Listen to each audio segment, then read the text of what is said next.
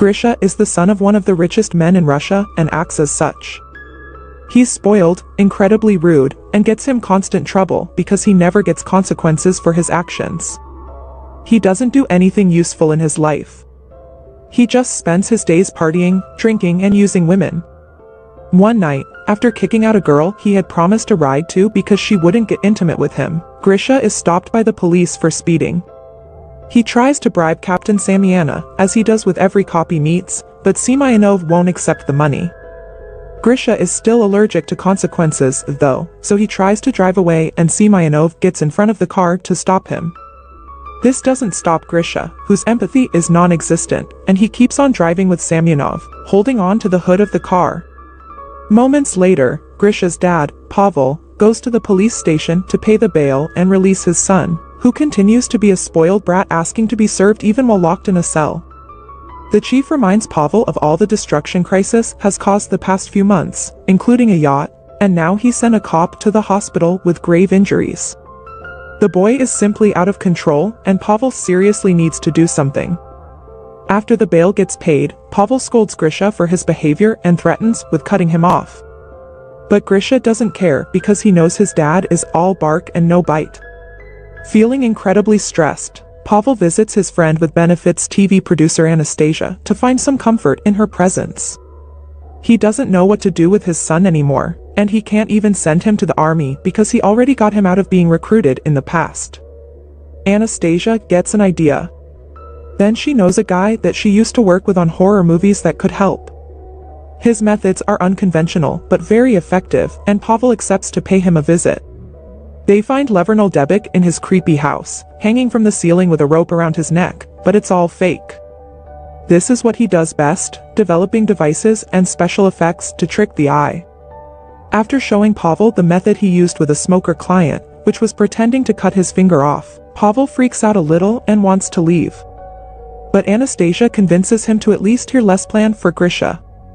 Many days later, Grisha is coming out of a club when he sees his car being towed, so he runs after the truck, only to suddenly get shot and fall unconscious. He wakes up hours later to find himself in a stable, wearing strange clothes and being told by stable boy Art Joan that he needs to saddle the horses or their lord will get angry. Grisha doesn't understand what is going on, especially when foreman Avama College comes to drag him out and kick him while yelling at him for not following orders. At that moment, the landowner Dmitry Timofeyev and his son Alexei Timofeyev show up and give Avdi a whip, which he uses once on Grisha for not following orders. Dmitry tells him to get the horse ready now or he'll get a worse punishment. But when Artyom takes him back to the stable, Grisha jumps through the window and runs away. He seems to be in a village in 1860s Russia before the abolition of serfdom. As he runs, Grisha asks people for help, requesting a phone or even the police, but nobody knows what he's talking about. Eventually, he makes it to the estate borders and accidentally falls into a lake. So when he comes back to the village to get dry clothes, he's captured by a van taken to be hanged for having run away. Luckily for him, Dmitry's daughter Aglia shows up and asks her dad to have mercy on the prisoners because she's tired of all the killing. Seeing as it is her birthday, Dmitry agrees, and Grisha is allowed to live. A bird is flying above them, taking it all in before leaving to enter a building near the edge of town. It's actually not a bird, it's a drone pretending to be one, because this whole deal isn't time traveling. It is Lev's plan to teach Grisha some discipline, and Pavel's money allows for such an expensive production. Lev is in charge with the help of Anastasia, who uses her experience as a TV producer to keep the illusion going without any mistakes. There are cameras hidden everywhere in town, even in the trees, and there's always a sniper ready to shoot Grisha with a tranquilizer in case something goes wrong. After seeing the whipping of his son is real, Pavel is starting to wonder if he's done the right thing, but Lev convinces him this is for Grisha's own good.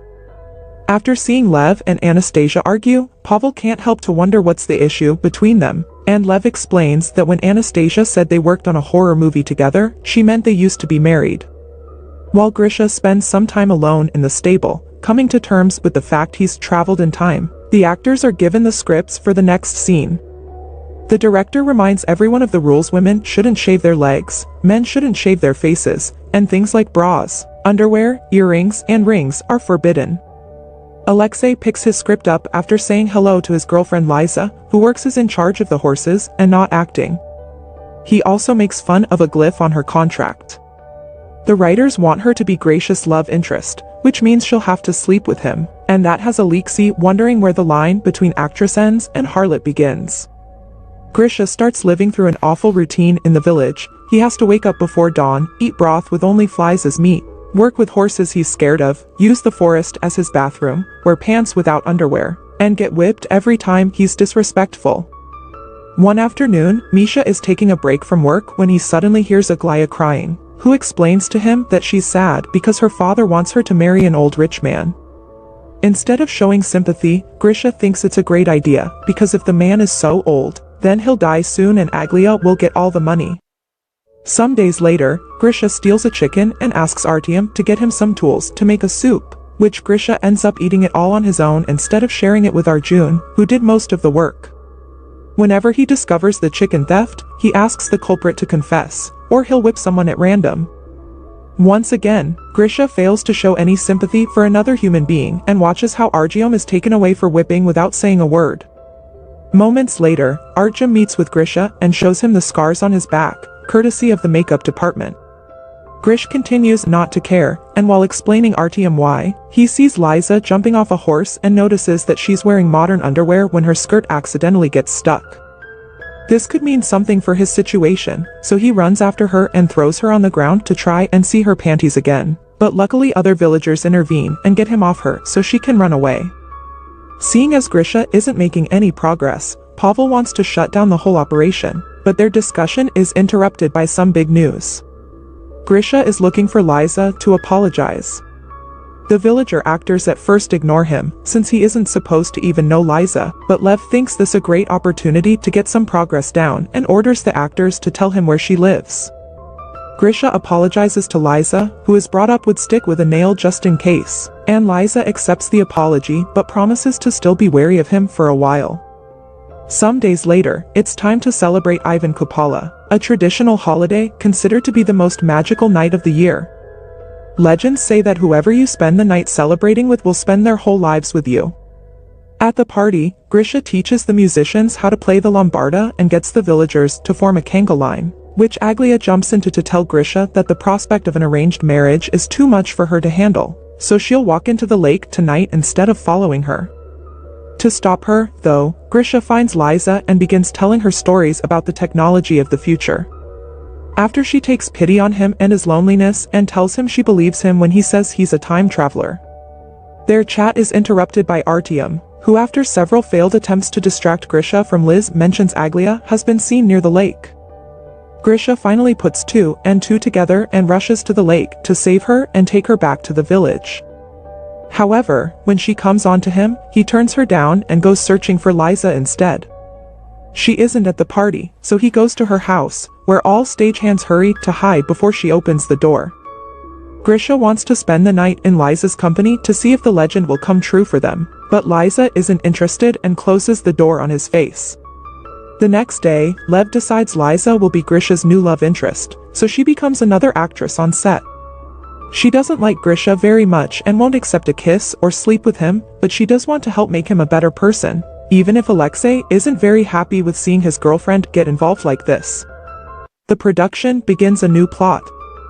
In the story, Alexei is found drunk downtown, having caused a lot of trouble and getting the sheriff hurt, thinking it was his right because he's a noble. Instead of feeling disgusted by the entitlement, though, Grisha gets jealous because he thinks Alexei had a very fun night out. His attitude changes, however, when Dmitri wants him to take his son's place and get the punishment instead of him. At first, Grisha doesn't want to do it, but Dmitri offers him his freedom and good food in exchange, so he accepts. This time he remembers to share the food with Argywan. Meanwhile, Anastasia and Lev start to get along again, and Pavel worries that they may get back together, but Lev finds this idea laughable because Anastasia obviously loves Pavel. This is shocking news for him since he's always thought their thing was only carnal and now he has some serious thinking to do. Grisha is whipped 24 times, but Pavel can't bring himself to watch it on the screen, so he leaves the room. Anastasia follows him and comforts him by proving how well Lev's plans work. It was his finger-cutting trick that helped her quit smoking. After the punishment is over, Grisha goes to the landowner's house to ask for the papers that would grant him his freedom. Dmitri isn't around, so it's Alexei that receives him only to throw him on the floor, kick him and spit on him while calling him an idiot for ever believing they would set him free for real. Risky stands and closes his fists, thinking about defending himself, but decides to leave the house without a word to ledge disappointment. From then on, Grisha continues to work as a stable boy, but he also starts spending more time with Liza and falling in love with her. One afternoon while they are taking a walk together, they see a bird flying in a very weird pattern. It's a drone that has lost control. While the producers get the sniper ready in case it falls, Liza tries to distract Grisha by telling him she's seen the bird since she was a kid, and she believes it to be her guardian angel. Thankfully, in the end, there's no need for the sniper that technicians regain control of the bird and get it out of there. Meanwhile, Alexei and Aglia are both rather angry with how things are going. AUA can't believe she's been replaced by Liza, and Alexa doesn't like seeing his girlfriend spend so much time with another man. The two of them end up making love inside a carriage and are accidentally found by Grisha and Liza, who were passing by. Liza is extremely hurt by having her boyfriend cheating on her, and Grisha thinks he's seen two siblings getting dirty with each other. Because of this, Lev fires Aglia and Alexei. Liza's mood isn't very good since then, so to cheer her up, Grisha decorates the stable with candles and makes a special diner for her, which they eat together while sharing a fork. Afterward, they go stargazing, and Grisha admits that if he was free, he would marry Liza. Remembering how he was tricked by the promise of his papers, he confesses he did want to punch Alexei and he didn't because when he looked at him, he saw himself. Touched by how much he's grown, Liza kisses him. Meanwhile, in the real world, Aglia is on a famous talk show, telling the world about how Grisha has been kidnapped and now is getting tortured for fun. The police appear on the news announcing an investigation, and when Pavel sees this, he panics and wants to shut it all down before they arrive. Lev, however, tells him it's too soon and that they still have time to plan a final heroic act for Grisha to pull off. Seeing as Grisha is dumb and doesn't catch on any anachronisms going on, they decide to send a group of Mongols to invade the village. Grisha is spending time with Liza when she suddenly tells him that if for some reason they get separated, she wants him to know that for her, everything has been real. Artyom arrives then and tells them to quickly come back to the village because the Mongols have attacked. Believing the story with no issues, Grisha thinks that they should go the other way to avoid danger. So Artyom uses an excuse Lev feeds him through his hidden microphone. The Mongols will burn the village if every worker isn't there. In the village, the Mongols have been given a huge food offering, but their leader also wants a woman, so he chooses one from the crowd. Her father immediately jumps in to defend her, and since Mongols respect bravery, they allow him to duel one of their soldiers for her freedom. The father loses and gets decapitated, but since he paid with his blood, this is enough to buy his daughter's freedom. So the next woman the leader chooses is Liza, but no matter how much she cries out for Grisha's help, he gets scared and goes away. Seeing the plan didn't work, Pavel is ready to shut it all down, especially since the police are on his way, but Lev wants to wait a little longer because he believes in him. When Grisha sees the bird drone fly above him, he takes it as a sign from Liza's guardian angel and decides to do the right thing. He gets on a horse and, after grabbing Liza's old stick, he rides back and hits the Mongols on the head before getting Liza on the horse with him and riding away. Right after they leave, the police arrive on set. Since Grisha isn't around, it's easy for Pavel, Anastasia, and Lev to lie to them and simply tell them they're filming a movie, which the officers believe, leaving without arresting anyone. Meanwhile, Grisha and Liza ride past the estate limits and find a gas station, which greatly confuses Grisha. Liza is about to explain everything to him, but that's the moment the sniper chooses to strike and knock Grisha out. He wakes later in the hospital, where Pavel tells him he's been 3 months in a coma after a car accident and pretends not to know what Grisha is talking about when he asks about the village and Liza. Grisha tries to go back to his old partying life, but it doesn't feel right anymore, and even gifts his car to Captain Semyonov to compensate for what he did to him. One evening, while in a club, Grisha finds Alexei and Aglia and tries to ask them about Liza, but they pretend not to know him. Grisha apologizes for the confusion while looking incredibly defeated, so the actors decide to take pity on him and give him some information. The following day, they take Grisha to the ranch where the production rented the horses and Liza works at. And when he finally sees her again, he asks her if what she had said is true and it truly had all been real for her. When she confirms it, the couple kiss and begins a new relationship. Sometime later, Grisha takes Liza as his +1 to his father's wedding to Anastasia, where he thanks him for having put him in this crazy project and making a better person out of him. From then on, more spoiled rich brats are taken to the village often and Grisha helps with their rehabilitation. So this is the story of this movie. If you liked the video, please subscribe to our channel and tap the bell icon to watch more videos.